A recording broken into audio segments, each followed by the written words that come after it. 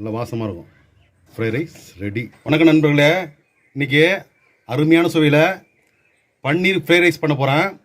சின்னவங்கலேருந்து பெரியவங்க வரையும் நல்லா விரும்பி சாப்பிடுவாங்க.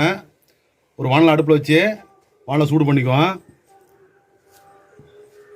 வானல் நல்லா சூடானதான் கொஞ்சம் எண்ணெய் ஊற்றிக்குவோம். எண்ணெய் கொஞ்சம் சூடாகட்டும். சூடானதான் கட் பண்ணி வச்சுக்கிற 200 கிராம் பன்னீர் இதை போட்டு ஃப்ரை பண்ணிக்குவோம். ஒரு 5 நிமிஷம் லைட்டாக பொண்ணூரோடு அப்படியே, ரொம்பவும் கருவிடக்கூடாது. அப்படியே சிம்மில் வச்சே பண்ணிங்க.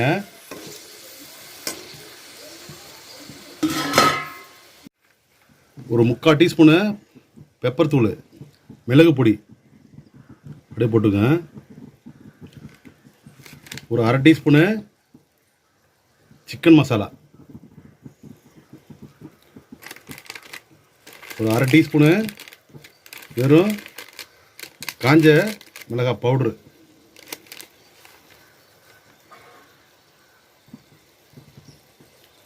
காரப்பொடி ரொம்ப போட்டோன்னா ஒரு 1/2 டீஸ்பூன் அளவு போட்டால் போகிறோம். இது அப்படியே லைட்டாக பற்றி விடுங்க, இன்னும் உடஞ்சிரும்.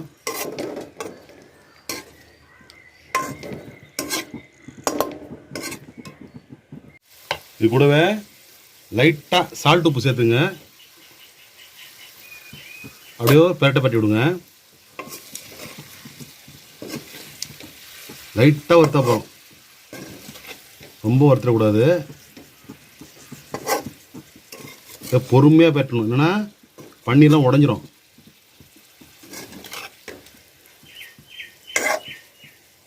பாருங்க, பன்னீர் நல்லா வறுத்தாச்சு. அப்படியே ஒரு பிளேட்டுக்கு மாற்றிடுவோம். ஒரு பிளேட்டு மாற்றிட்டு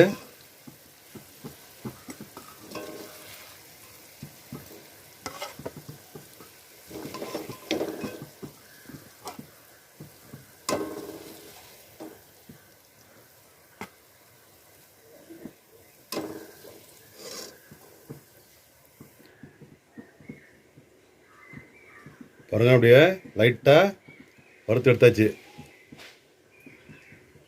அதே வானில் இன்னும் எண்ணெய் ஊற்றிங்க.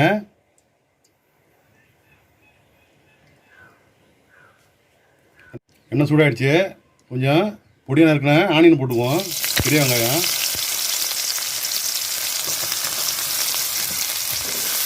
நல்லா வதங்கிட்டோம்.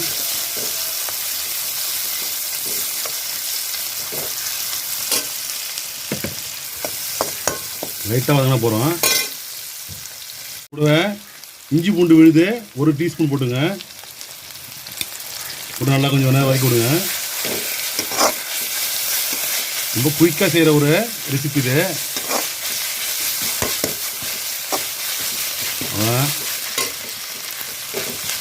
கூடவே ஒரு கைப்பிடி அளவு பொடியான இருக்குன்னு பீன்ஸு,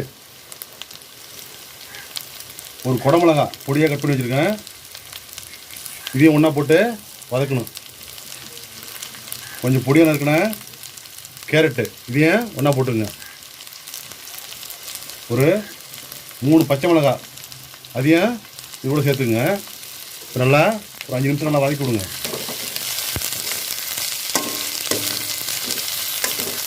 ஒரு 5 நிமிஷம் வதக்கி விட்டு அதுக்கப்புறமா ரைஸ் போட்டுக்கலாம்.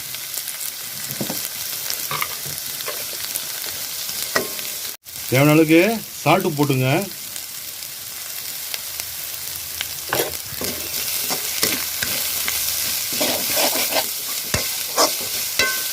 ஒரு முட்டை கொஞ்சம் கூட தேவைன்னா போட்டுக்கலாம்.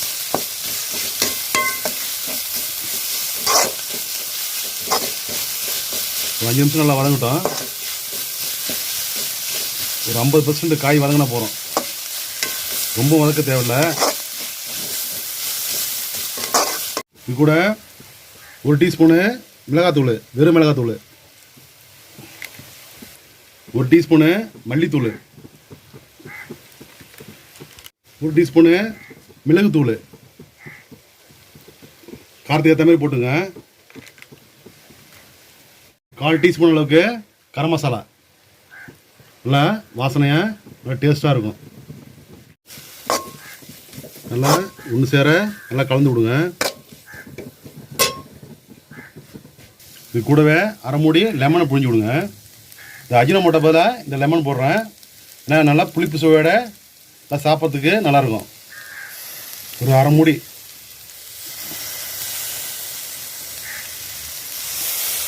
நல்லா புளிப்பாக டேஸ்ட்டாக இருக்கும்.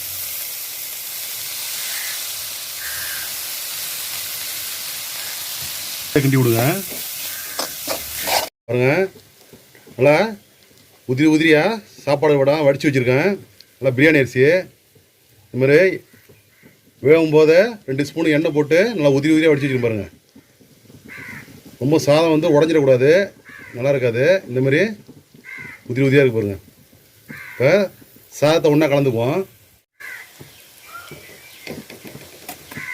இப்போ கொஞ்சம் கொஞ்சமாக சாதத்தை அதில் கலந்துக்குங்க.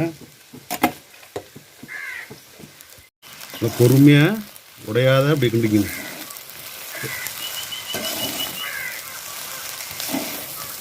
அப்படியே பொறுமையாக கிண்டி விடுங்க.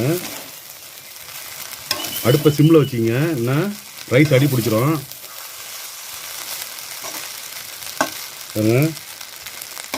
அவ்வளோதான். சின்னவங்கலேருந்து பெரியவங்க வரையும் நல்லா விரும்பி சாப்பிடுவாங்க.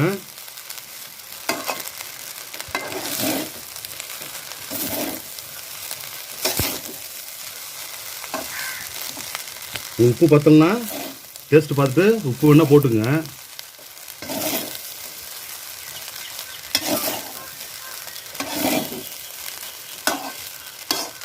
பாருங்க, கடைசியாக இந்த பொரிச்சு வச்ச பன்னீரை ஒன்றா சேர்த்துக்குவோம். இந்த ரைஸோடு சேர்த்துங்க. சேர்த்து ஒரு கிண்டி விடுங்க.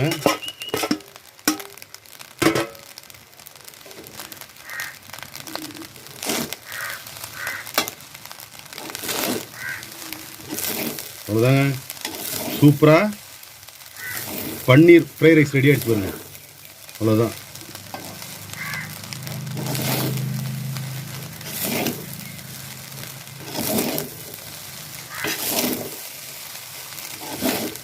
பொறுமையாக கிண்டி அப்படியே இறக்கிற வேண்டியதான்.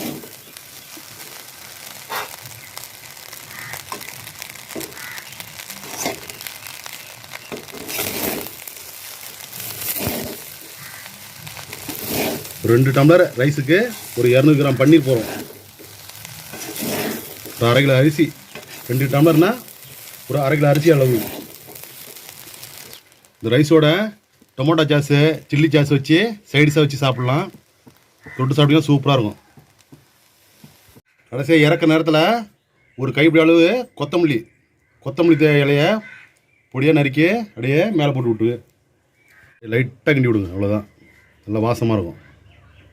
அவ்வளோதாங்க, சூப்பரான பன்னீர் ஃப்ரைட் ரைஸ் ரெடி.